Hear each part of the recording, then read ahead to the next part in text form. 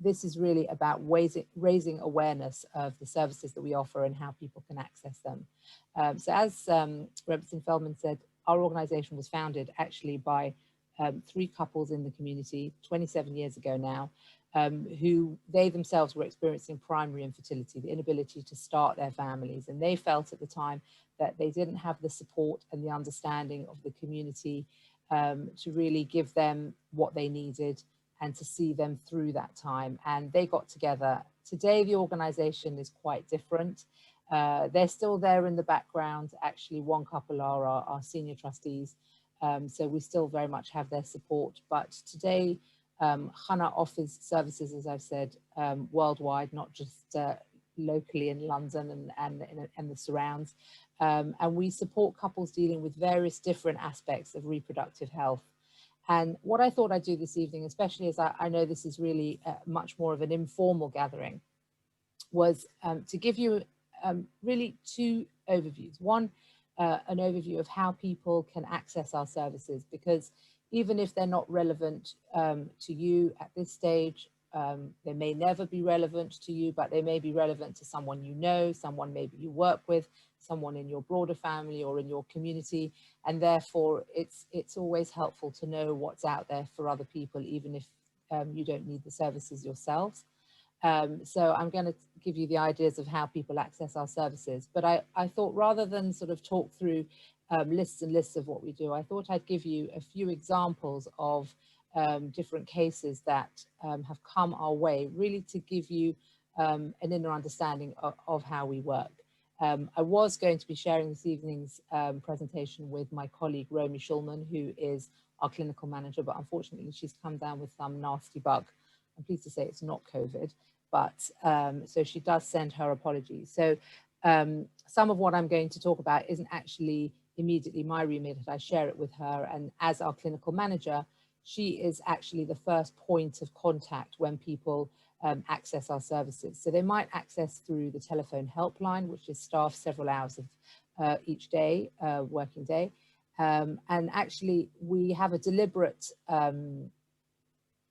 sense of not having 2 days being staffed by the same person, so that when the phone is answered, the person who is answering the phone is not going to ask who they're talking to, they're going to say who they are. So the caller would know who they're talking to, and if they didn't want to talk to that person, because it may be someone they know, or it may be a voice that they recognize, if they called the following day, there'd be somebody else on the end of that phone.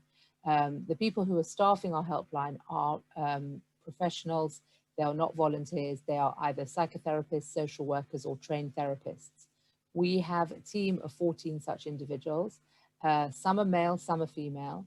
They have different emphases in their training. So some are trained specifically to deal with fertility. Some are trained to deal specifically with loss and bereavement. Some are trained specifically to deal with psychosexual issues. And what is the most important thing, and this is where Dr. Shulman comes in, is that the needs of the couple or the individual, and I do highlight the fact that not all couples want to come as couples. Some prefer to come as individuals, in which case they'll each have their own therapist. The needs are quite varied and different. And so our aim is to make sure that the best trained individual is there to support our service user with the care that they need. The confidentiality of every person that comes to us is of the greatest of importance. We never talk about people by their names. Obviously, the only person who actually knows the name of the service user would be the support worker, the therapist, and the clinical manager. So for example, I am the scientific advisor, so I give all the medical and scientific advice in the background to help the support workers, the therapists, to do their work. I take the cases to the medical panel, but I see case numbers, so I never know whose case I'm actually working with. And that is a very, very important part of how everybody at Chana works. Protecting the anonymity and the confidentiality of our service users is absolutely paramount. Some people prefer not to pick up the phone, so they might reach us through our website. They'll either send an email or they'll use Messenger through the website, and then they'd be contacted by, again, Romy Shulman, who would find out what services the individual or the couple might need, and then match them up with their support worker.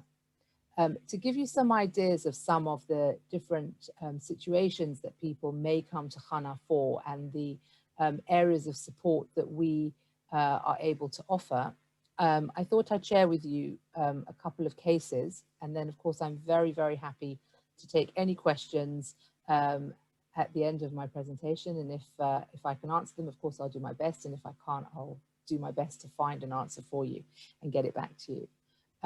So it was actually as a result of a December event some 5 years ago now, where a woman with a teenage daughter contacted us, and her daughter was, at the time she was 14, and she was in high school, and she was having disruption of her cycles. And the disruption was not just causing her anxiety because she started her period and then it sort of seemed to disappear, but she was feeling quite unwell. She was being sent home because they said she had a fever, but she didn't really have like flu symptoms, but she just wasn't terribly well. And she went to the GP, and the GP wasn't really too sure what to do. So he said, well, he'll take some blood tests. And then they get a phone call asking them to come back to the surgery to get the blood test results, because the blood test results are showing that this young lady is showing symptoms of menopause, and that the hormone profiles that she has exhibited in her blood samples are that of a woman who is either perimenopausal or menopausal. So as anyone would imagine, it's alarming enough when it's the appropriate time, but when it's not, and you're dealing with a teenage young woman, this is really a very alarming situation. So she reached out to us actually because she had heard at a December that we support women who are dealing with various aspects of menopause and have queries and want to have more clinical input. And little did she think that she would be doing this for her daughter. We were able, through our medical panel, and I've mentioned the medical panel once before, this is a team of 30 medics who are all working in different areas of reproductive health. So that's gynecologists, andrologists, which are the male equivalent, urologists, sonographers, and image therapists. We have fertility nurses, fertility specialists, all different areas of reproductive health who come together once a quarter, and they are very generous with their time and their knowledge, and they will review cases on behalf of Chana couples. So couples can send their medical files in, and the medical panel will review them and give an opinion. They will also help us when we're assessing cases that have come to Chana for financial support. If we are going to be giving financial support to a couple, we need to be sure that the couple have done all the necessary preliminary investigations and are taking the best course of action for them to hopefully give them the outcome that they so wish for.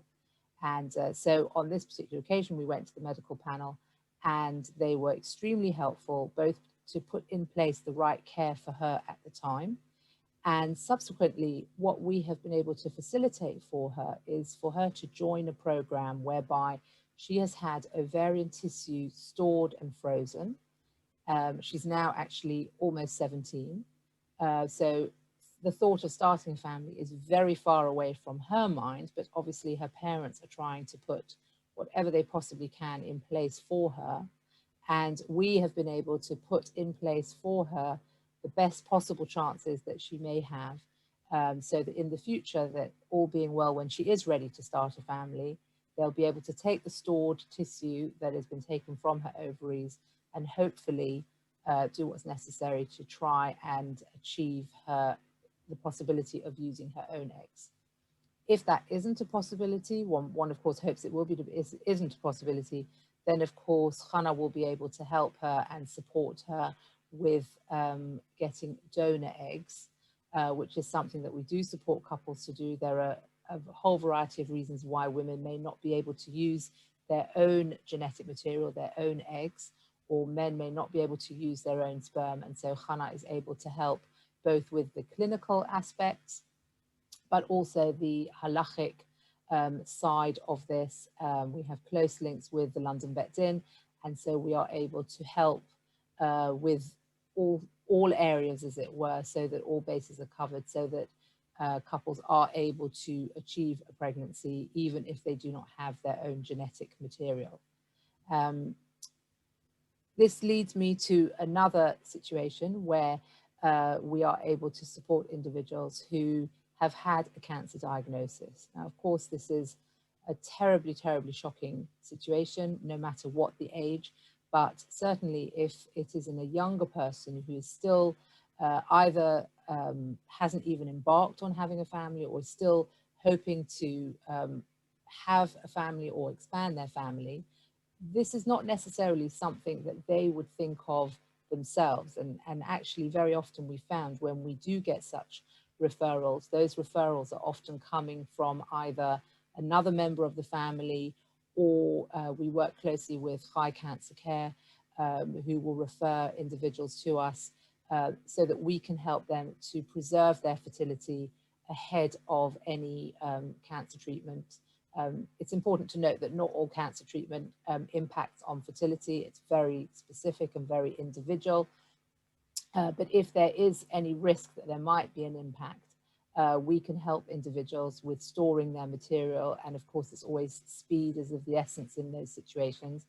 But it is very lovely to be able to say that we know of several couples who one of the couple have been through a cancer journey and thank God have come through the other side well and healthy. And there's nothing more life affirming than wanting to have a child. And we have several Chana babies from couples who have been in this situation.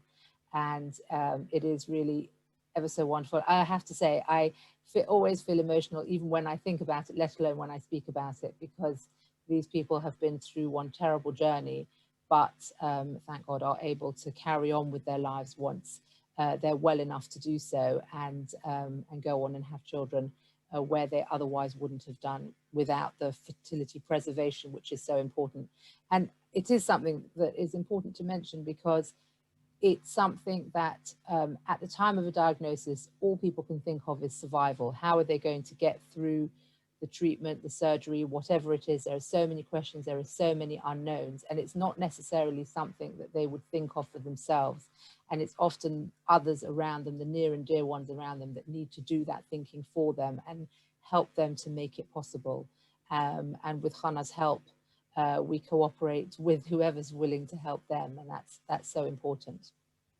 An area which is a very, very big part of what Chana does, and even after many years of being involved with Chana myself and having very close colleagues who have been supporting couples who have dealt with pregnancy loss in the form of miscarriage or neonatal loss or stillbirth, different stages and different types of loss, we still hear quite regularly people saying they had no idea that they could turn to Chana at this time, or they had no idea where to go, or they went through a loss very much alone, which really saddens me, because when I think about the fact that sadly, approximately 1 in 4 pregnancies ends in miscarriage, there is probably far more people than one might realize who have gone through this very difficult experience.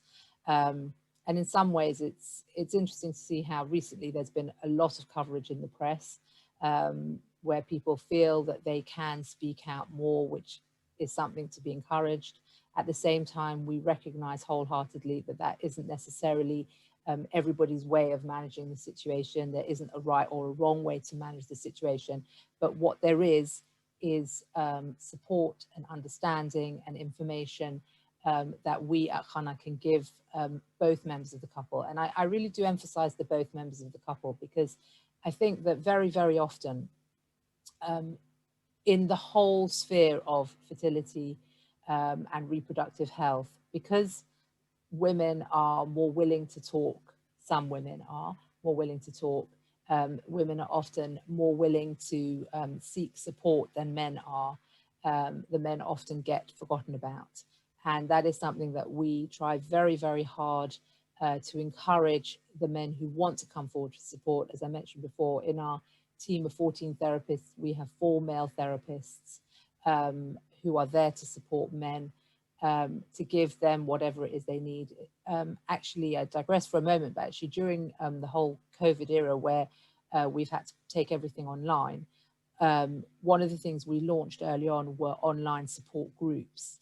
And we've had groups in the past which were groups where people met in person, but obviously that wasn't possible. And it's been the first time that we've been able to have groups for men where men were actually willing to join support groups. And the feedback, I understand, has been very positive, where they've gained from being able to talk to men who are in a similar situation to themselves. What we're very aware of with loss is the fact that couples will very often not have shared the news of their pregnancy with anyone because it's early days, and you don't want to say anything any sooner than you have to, and all the other considerations that they might have. And then they go through a loss, which in some cases, there can be quite a lot of medical interventions necessary. In many cases, there won't be. The NHS do not, obviously they provide the medical care that is necessary, but they do not investigate any losses until somebody has suffered 3 consecutive losses, which is quite a shocking fact. So if they had a loss and then a live birth and then suffered another loss, they would not receive any support at all from the NHS or any investigations to gain an understanding. And the difficult thing is that there isn't always an explanation, there isn't always a reason given. And even with investigations, they may never find out the reason why they lost the pregnancy. But on the other hand, there are certain conditions, medical conditions, that are known to run higher risks of losses. And these can be investigated fairly easily. Sometimes it's just simple blood tests, sometimes it's imaging. But whatever the reasons are, if they can be found, Chana will help couples to find them if they do want to go for investigations and do want to seek a better understanding. But the one thing that we do know is that the support is there for them. When sadly there are neonatal loss or stillbirths, there is a very, very great situation of urgency in terms of burial and all those sorts of things. And because the couples who are dealing with this may never ever have dealt with a Chevra Kadisha or anything like that at all, it's even more daunting than it might be.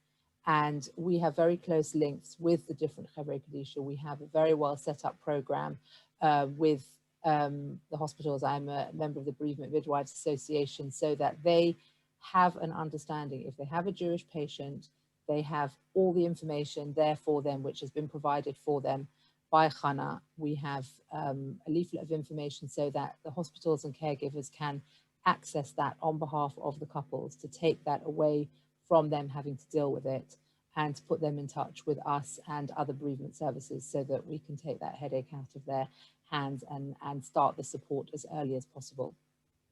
And we have had situations where people have been, for example, for 20-week scans. So we had a case a little while ago where somebody went for a 20-week scan and had some very, very bad news and contacted us. And from that point on, they first of all had the emotional support that they needed, which was so very, very important. Saw them all the way through the process until such time as that baby was born, because they decided that they didn't want to take alternative measures. They wanted to continue with the pregnancy.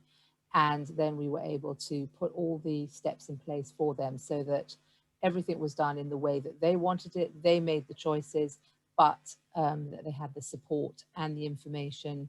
And we worked closely with their rabbi as well, so that everything was done for them. We do quite a lot of training sessions and different types of outreach work with rabbis and rebbitzins. And I know Jacqueline mentioned the Mayan program. What we know is that for many, the first port of call will actually be their rabbi or their rebbitzin. And so we try very hard to make sure that they have as much up-to-date information and that they are up-to-the-minute informed of the various different aspects that they may be asked about or spoken to by their congregants. But if they don't have the information, that they know they can access it through us at any point. We support individuals who have had the genetic carriers. There is more and more encouragement, although I think it's sort of still happening quite slowly, but certainly within the high schools and the universities, there is more and more encouragement for young people to be screened, to find out about their genetic carrier status if they are Ashkenazi particularly. There are certain genetic traits that are known to be the case of a higher than average incidence of carrier status. Now, this doesn't have any impact on the individual at all in the most part, but it will have an impact if they marry someone who is also carrying a genetic trait that is similar to theirs. And in that situation, Chana is there to support couples who may want to have a child knowing that they are both carrying a genetic disorder. And we are able to see them through a process called PGD, which is pre-implantation genetic diagnosis, which allows them to go through a process. So although they themselves do not have a fertility issue, it allows them to go through a process whereby they produce embryos in a fertility clinic, which are screened to see whether or not they are carrying the genetic trait that the parents both know that they are carrying.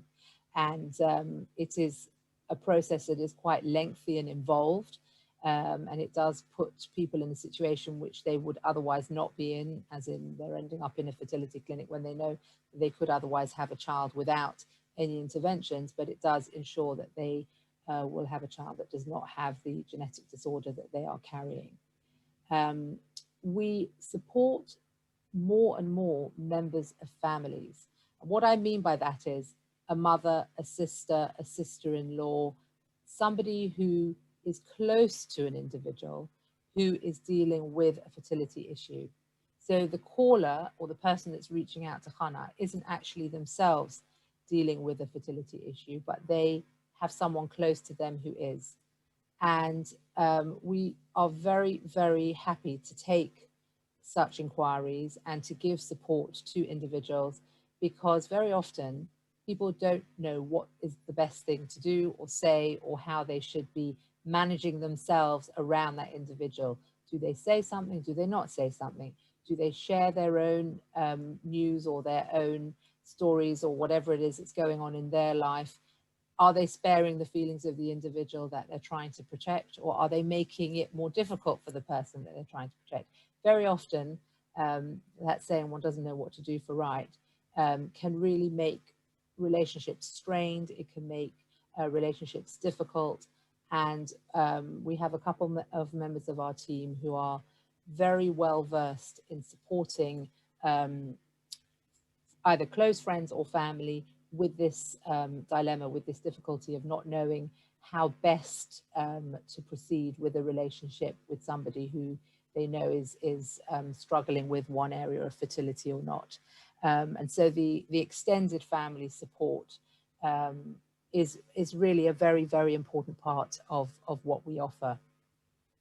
I could carry on talking for a lot longer, but I'm going to pause and just say that I hope that some of the examples that I've spoken about give you an idea of the fact that although as a fertility charity, we do, of course, support couples who are dealing with primary infertility and secondary infertility. That's the struggle to expand your family, even if you've had a child or children, but you wish to have more. But we do offer that much more. And you've heard about the different ways that people can access us. But I'm very, very happy to take any questions if anybody has any questions or any comments or feedback that they'd like to make. And thank you very, very much for your attention.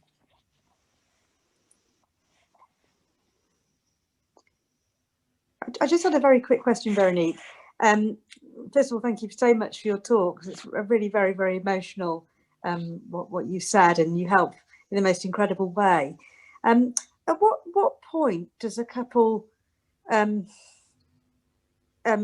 they've got an issue with fertility? You know, is it within 1 year of getting married, 5 years of getting married? What would you say in terms of timescale? It's a very good question, and I think it does highlight actually something that I didn't mention, so thank you for reminding me. There are two answers.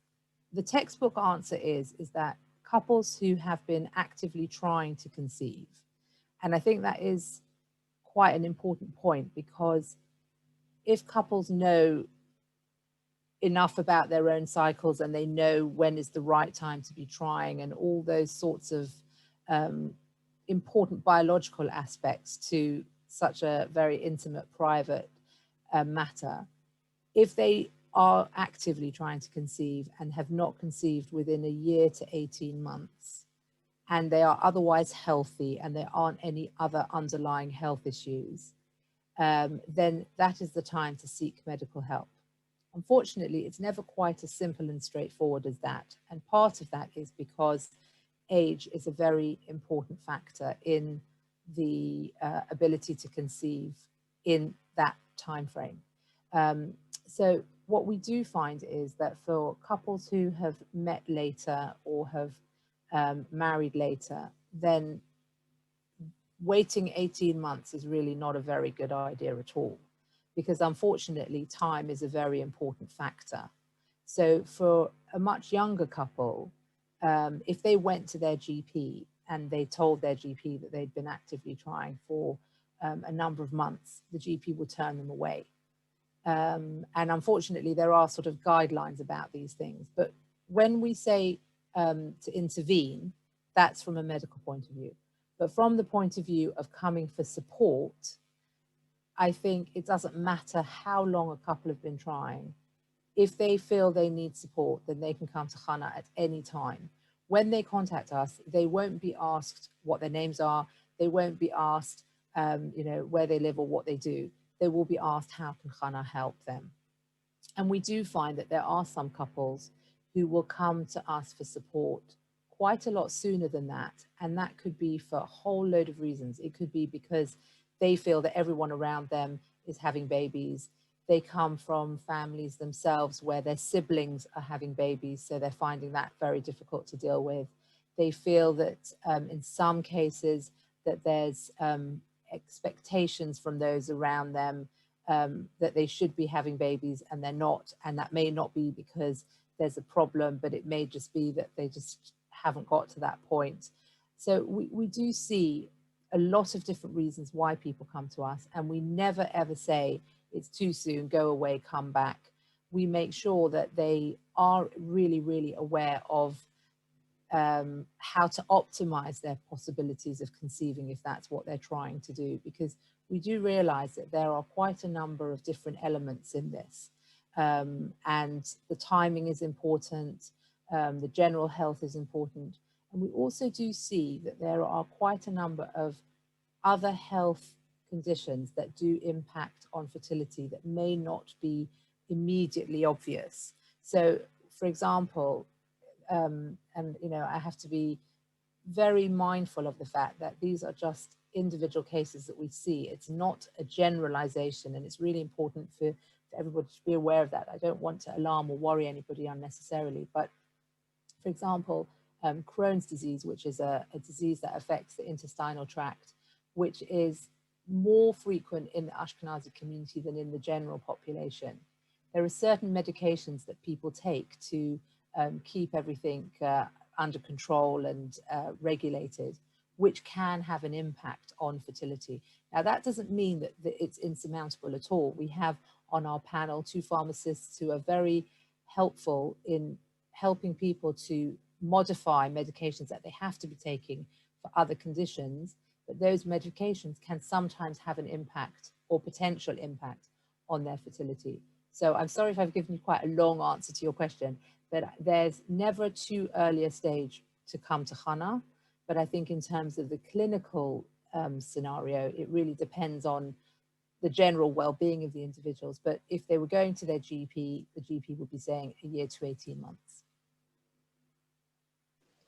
Thank you very much. Thank you.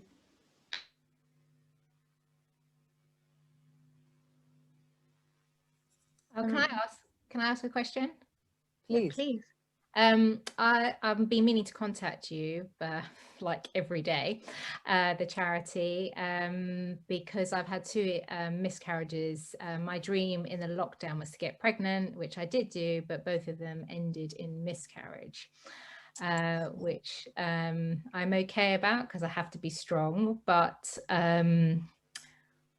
I find it really upsetting with so many conflicting messages from I have to go down the private route. Also, when I am strong enough, I would like to open a petition, because I think I'm just turned 43. And as I think you mentioned about the NHS, once you are over 42 or even 40, there's no support whatsoever from the government effectively, definitely not for IVF.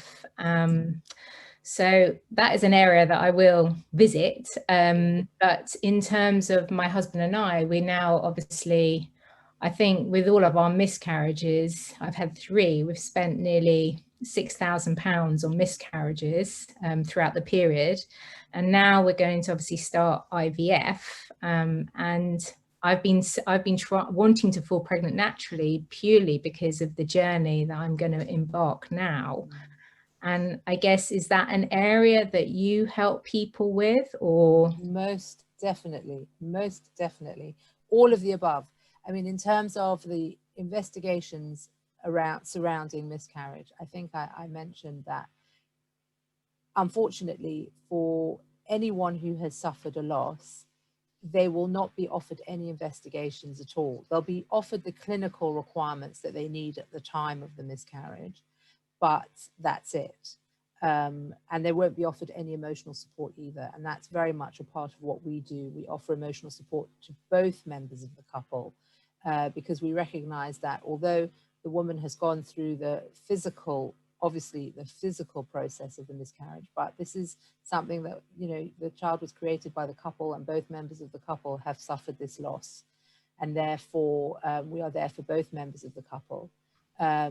But in terms of helping individuals with the investigations that they may want to have done, if they do want to do them privately, yes, we do help. And in terms of IVF, that's very much a part of what we do. So we help with when people are starting out on the journey. So if they want information about different clinics, about different treatments, about who's offering what and where, that's very much part of what I do as the scientific advisor to Chana, is making sure that all of the support workers, so those are the people that are giving the emotional support to the couples, have got the information about which clinics are offering which services and where they are and how to access them. Yeah, because I have to say, like, whenever I have a miscarriage, a bit like Megan did, I put it out there, and I do have quite a big influence on a big social media following. And what fascinates me about being open is that in my last miscarriage recently, only 3 weeks ago, I put out a blog, and I'm no joke, I promise you, within 2 hours, I had 300 women message me, predominantly majority of them from the Jewish community. And quite a lot of them, as you say, don't know about Chana. And even though I haven't spoken to you or called you, I've already let so many girls that didn't even know you exist. So I'm quite happy to be a spokesperson. Thank you. But I really hope that we can give you the support that you need. Yeah, because there's just, speaking from somebody who's just had 2 miscarriages this year, there's so much conflicting messages out there, and there is not, and you know, there's no consensus. Everyone messaged me and said, oh my God, you should go straight to the NHS, the fertility clinic in St Mary's. Yeah. So when I actually, from having this miscarriage, I heard about them having an early pregnancy scanning unit, which I didn't know anything about, which I was amazed that through my upset time that I found out about this amazing facility. But then I got upset that when I went for my to confirm I was having a miscarriage, I said, oh, can I go to the fertility unit, the miscarriage unit? And they said, no, I'm afraid you don't qualify because you're over your age. And it's just like, Yeah. well, then what do I pay all my taxes for? Yeah. And It's everything? very cruel. It's very, very cruel. You know, And they will, and I said to her, can I just ask you, if I get pregnant again, will you see me in this early pregnancy? She said, yes, absolutely. But it's like, but then why can't they identify? I mean, more so now, girls are getting married later in life, and you know, it's a shame. And also, there's so, I won't keep you too long, but there's so many fascinating things. Like everyone's told me, have you done the NK testing? To find out if you've got the NK cells, killer cells, that are seeing something as a foreign object. Yeah. And again, the NHS won't do that because at the end of the day, it's too expensive. Well, that is true. They like to say there's not enough scientific evidence. Right. But that's the point. And that is something that our medical panel would also caution against. There are, unfortunately, there are two systems. That's the sad thing. There is the NHS and then there is the private sector. Yeah. And the NHS has very, very strict criteria on who they will help. And unfortunately, age is definitely a bar for some, but it isn't only age. If someone had had one child, but they wanted to enlarge their family further, that would immediately exclude them. If one member of the couple had a child from a previous relationship, that would exclude that couple completely, which is very, very harsh. And then there are lots of geographical differences. So they talk about this postcode lottery, which is literally the case. So there are areas where there are large members of Jewish communities, like, for example, Boreham Wood, the WD6 area, where there is no treatments offered at all by the NHS because it's been deprioritized by the health service as something that is too expensive. And so one of the things that we make sure is that people who are entitled to NHS treatment get what they're entitled to, which is becoming increasingly difficult, particularly in the COVID era at the moment. There's been an enormous amount of disruption to the whole service, not just to the fertility sector, to the whole services, as we all know. But the medical panel will advise couples if they seek advice.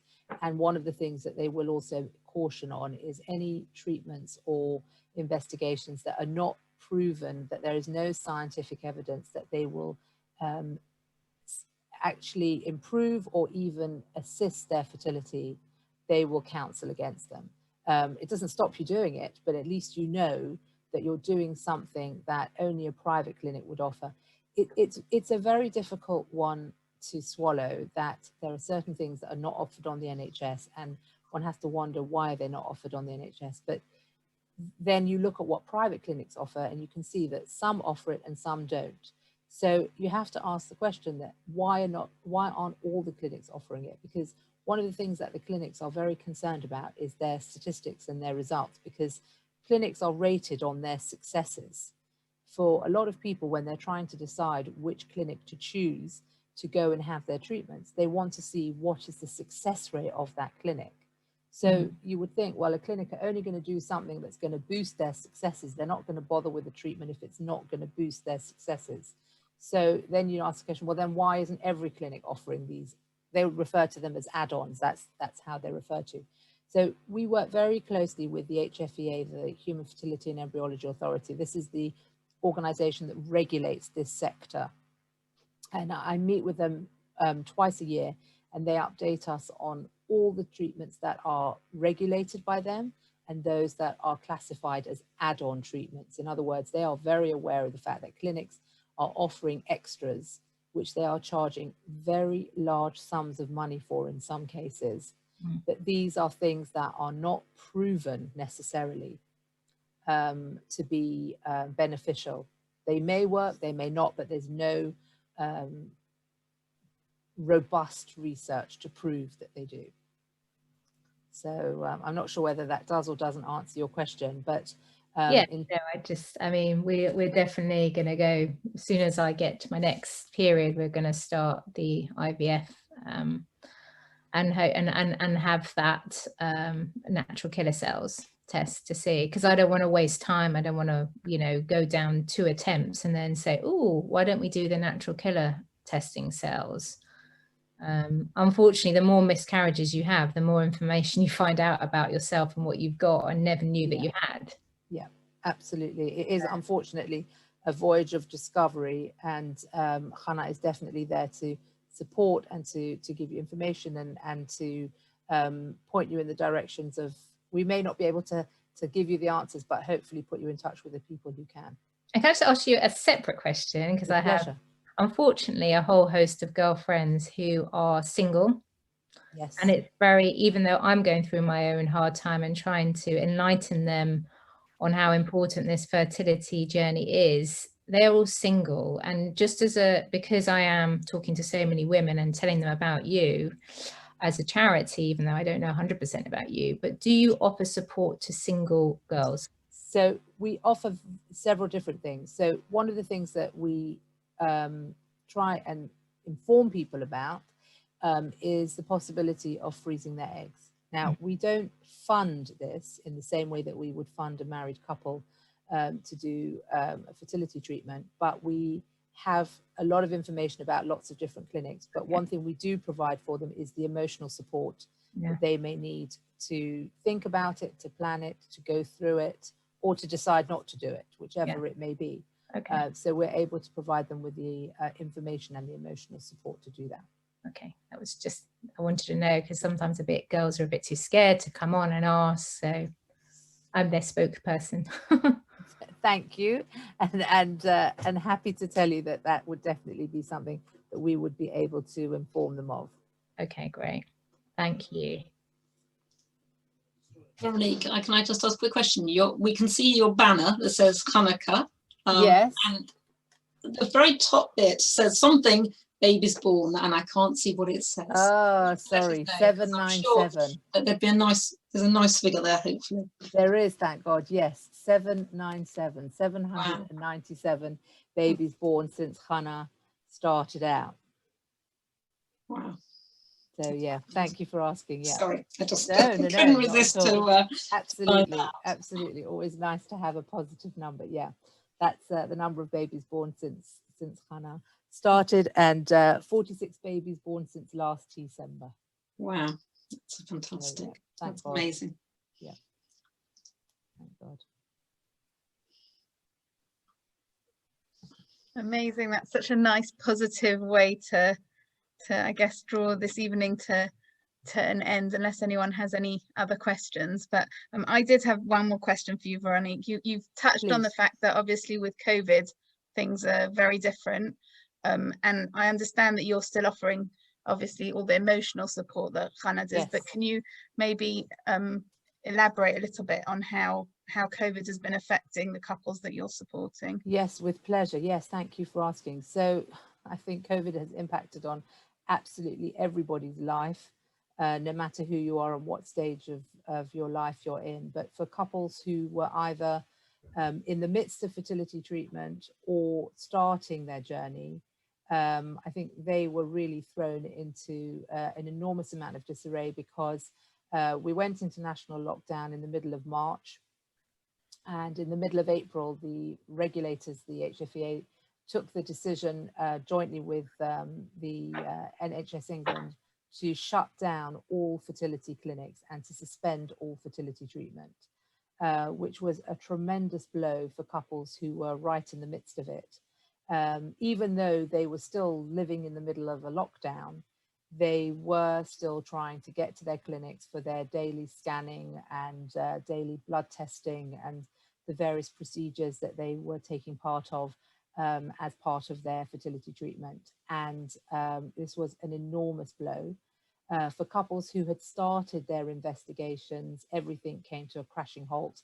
And unfortunately, I think many, many people, irrespective of what age and stage they are in their life, have seen the impact of the health service dedicating all of its efforts to the COVID patients, but at the impact of many, many other departments and many other circumstances, and none other than the fertility patients. So what we found was that those who had their treatment suspended needed an enormous amount of support to deal with that, but so did those who were in the process of starting investigations, trying to understand what was happening with regard to their fertility. Subsequently, by the end of May, the clinics were allowed to reopen, but they operate very, very differently, as does everything else that everyone is doing in their day-to-day life. So most people are having the majority of their consultations using some form of video conferencing, very, very little face-to-face communication with their caregivers, unless actually having an intervention, having to go into the clinics on their own. The very, very difficult part, and Lisa and others, I really, really hope I don't press any raw nerves, for people who were dealing with loss during the COVID, the height of the COVID lockdown, but then even subsequently have had to go to medical appointments on their own. They haven't been able to go as a couple. They've had to go even for interventions on their own, not able to have their spouse or partner with them, which has been very, very difficult. What we have seen is the number of couples who were either already being supported by Chana or who were not, but thank God had the contacts, or saw our adverts or saw our social media posts or whatever it was, got in touch with us. So we've seen an increase in the number of couples turning to us on the helpline, to online, and our online support groups, which were originally intended to be for a number of weeks, have gone on for a lot longer, because people have felt that they really needed that support. And of course, we have really wanted to give as much support as possible.